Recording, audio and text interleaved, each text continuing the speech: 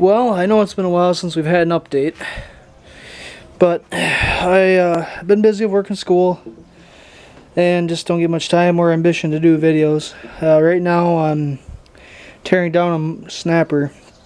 I got this for cheap. I was going to flip it, and now it's looking like it needs a motor. I did a compression test on it and I got 90 psi, which, while is not the grandest, but it is still enough compression to run, so I would have been okay with that. Then I did a leak down test, and I found I had leaks at the crankcase, the intake, and the exhaust. While not as strong at the crankcase as the intake or exhaust, so definitely valve lapping was in order.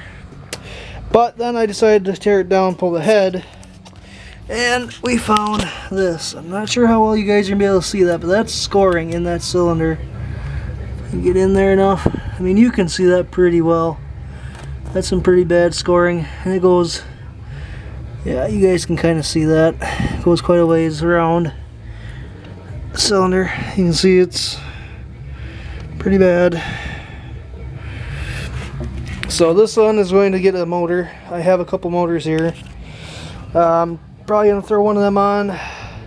Probably not the 11.5, but well, actually that 11.5 is gonna be closer to what I've already got, because the way the exhaust, yeah, 11.5 is probably gonna go on here.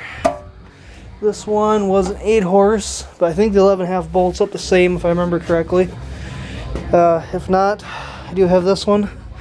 It's an option. That's a 14.5, which it's probably way more horsepower than this thing needs, but it would be an option. I may also have some more 8 horses laying around. Actually, I think I do have several of these other older engines, but yeah, this one's gonna need a motor for sure.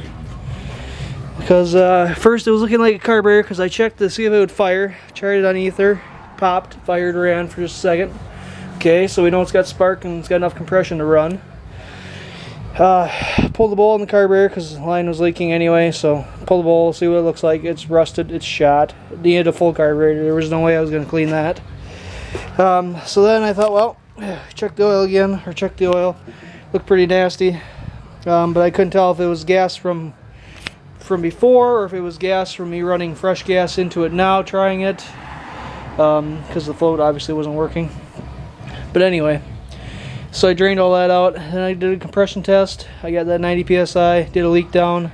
It was about 80% on the gauge, depending on where it's sat. You could get a little more than 80. But like I say, it was leaking out the intake, the exhaust, and the crankcase, so it warranted further investigation.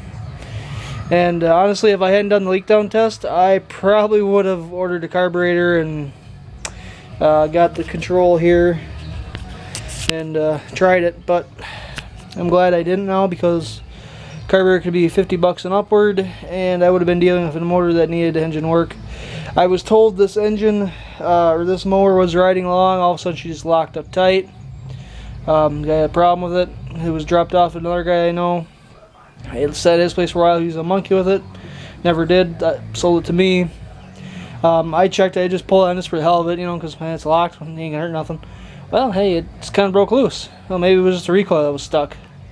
So, turns out it definitely must have locked up. I'll bet you he got her hot, and or probably got hot and had a leaking float, and he had gas in the oil, and that's why the cylinder got scored, because it wasn't getting oil.